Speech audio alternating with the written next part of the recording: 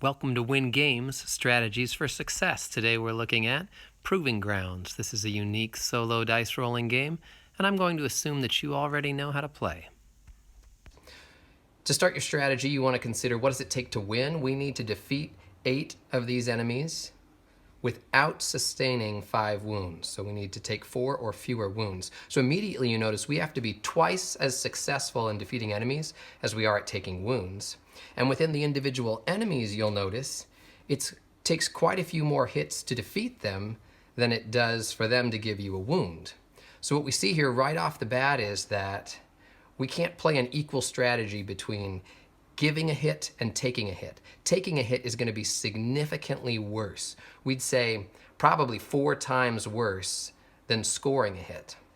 And even if you construct a strategy where you're 4 times more likely to give a hit than take a hit, that's just putting you at break-even point where you're just as likely to win the game as you are to lose the game, and we want to be very likely to win the game.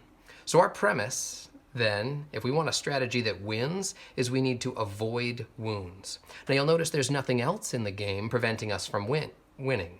That is to say, the only way to lose is to take wounds. So if we develop a strategy that completely minimizes taking wounds, it's very likely that the sets will eventually occur and we will eventually win the game.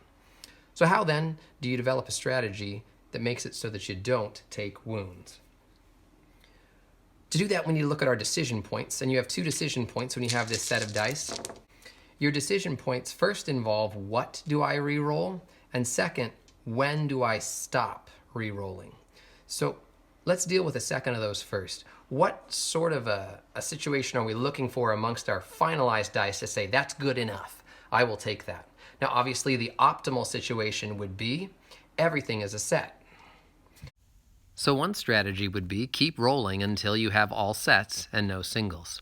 The problem with this strategy is that at any given moment, your chance of getting all sets is almost always less than 10%. In fact, it's often 8, 3, or even 0%. And when you take a strategy where you're only going to have, we'll be conservative, and say 12 to 15 rolls inside a minute, that level of success rate isn't enough to work often enough to keep us away from the wounds. You'll end up running out of time, you'll take 2 to 3 wounds, and it'll be disastrous. So what we need to ask then is, what is the next best strategy? And that would be, only one of the dice is a single. And the question we have to then ask is this likely enough to occur to be a feasible goal? And the answer is yes. The probability of getting in a situation with only one single is good enough that given the 12 to 15 rolls we think we can get in a minute, you will almost always, 95% of the time or better, be able to come up with something like this with 8 dice. And as you pull these off the exhaustion track and get up to 11 dice, it will happen nearly every single time. So this is our strategy then. It's roll until you have only one single. So whether these sets match up with getting a hit or not, we don't care. In addition, we want that single to be a safe single. So as you look at the board here, consider each enemy. I could safely take a single on 1, 2, 3, not 4. That would hit a wound. But 5, even though it goes down 2 spaces according to the text, would be safe. 6 would not. So the strategy we then develop is, as I roll in this present situation, keep rolling until you have a single on 1, 2, 3, or 5. We'd start the timer, we grab the dice, we tell ourselves, single on 1, 2, 3, or 5, roll and go.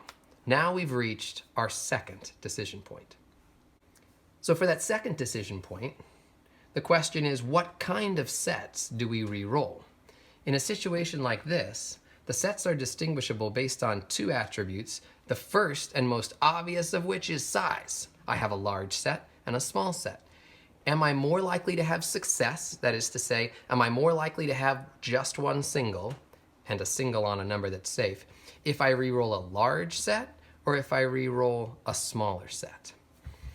Now, as you might well guess, that depends on how many singles there are, how big the sets are, how much larger is the set. And we could potentially put ourselves in a situation where we're trying to filter through a bunch of different scenarios to try to pick the set that gives us the best chance. And before we get into that, we need to do a little probability lesson to understand why a whole bunch of decision making is going to actually work against us. So consider, if you will, D6, D8. If I were to offer you those 2 dice and say, roll and get a 1, that's your objective, which of the 2 dice would you choose? likely you would choose the d6 because you understand rolling for a 1 on a d6 is more likely than rolling for a 1 on a d8, which has 8 sides. That is, this one has about a 16.7% chance, a 1/6 chance of getting a 1, whereas this one has a 12.5% chance of hitting the 1. Now, that 4.2% advantage is certainly real, but the question we have to ask in our context is how much time is it worth? It turns out 7 rolls on a d8 is just slightly more likely to get you a 1 than 5 rolls on a d6. So if we're looking to gain a 4.2% advantage, it had better not cost us 2 rolls over the course of 7, or any advantage we thought we were gaining we've lost. We've got to come up with a decision-making process that only causes us a small amount of pause and yields a high enough advantage that it warrants the pause. So in our situation, we want to choose the set that is more likely to be successful, but we don't want to spend a lot of time deciding if the advantage that it's giving us is, and we'll put a number on it, 3% or less. If we're getting less than a 3% advantage, it's very difficult to make up that time that we've lost in rolls. If it's between 3 and 9%, that's worth it if it's simple enough. Above 9% would be a significant advantage. So here's what we did for you, so you don't have to do it. Ran every single set scenario, all 15 of them in an 8 die situation, and all 32 situations involving 11 dice, and we determined exactly which set would be the right set to roll. And the answer is, in every single one of those scenarios except one, it was always better to roll the larger set. And that one scenario is so rare, we aren't even going to address it. We are always going to re-roll the larger die. Whatever thought process we put into figuring out if we're in that scenario or not would just cost us a roll. It only gave you a 1.7% advantage to roll the smaller that situation anyway. So here we would re-roll the larger set. This would be the new scenario.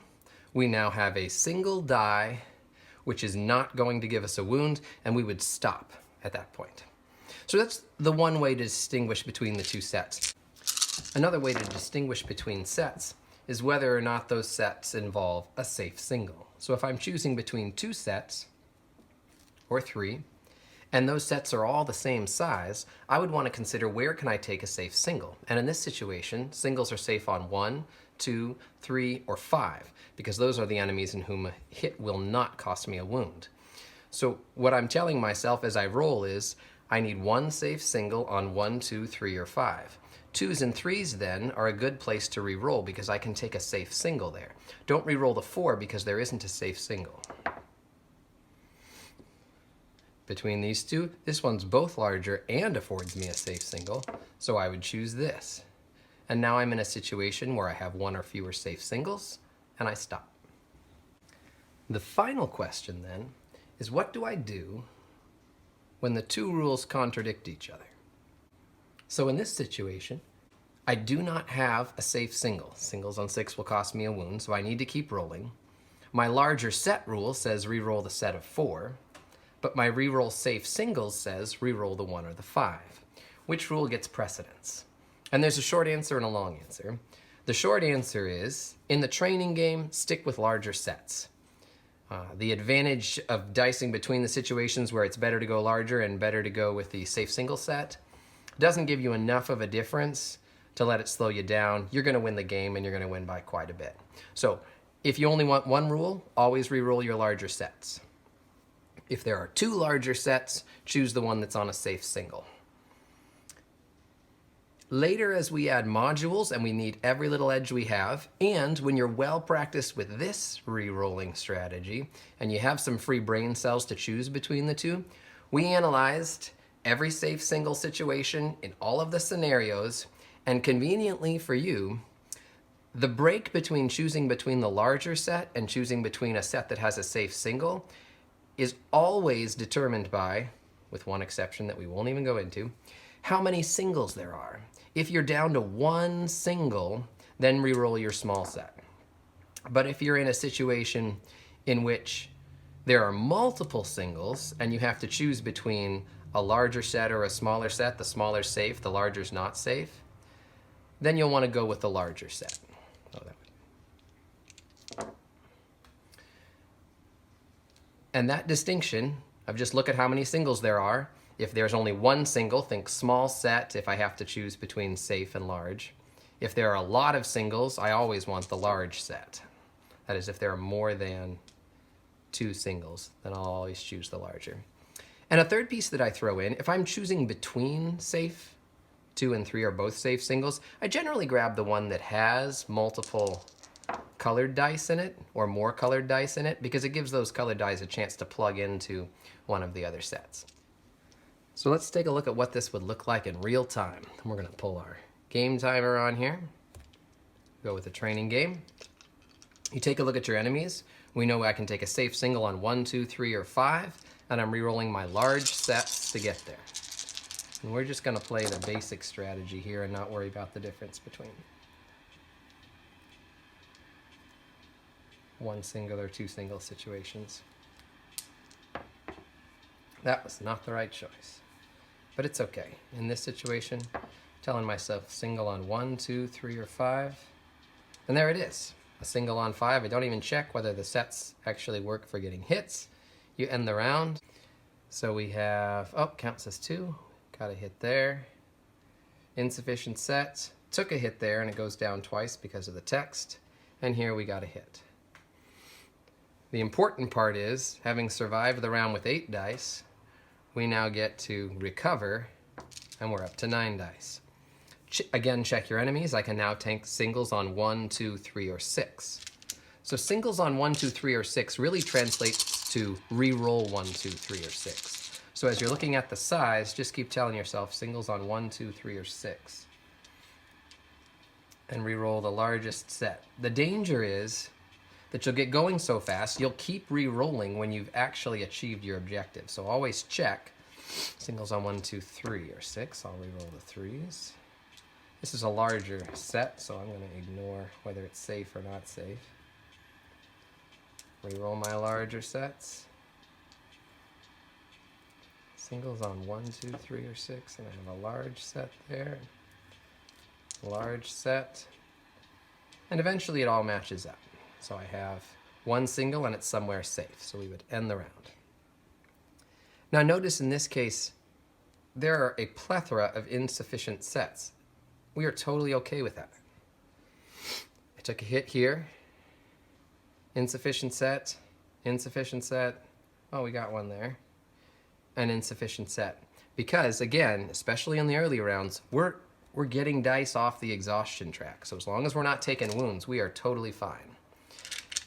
Safe single on 2, 3, 4, 6. Safe singles on 2, 3, 4, 6. Now you can find yourself, particularly in the early game, in some bad situations where your deal doesn't give you very many safe singles at all. In those situations, you are going to take a couple wounds in the first few rounds, trying to get the dice off the exhaustion track.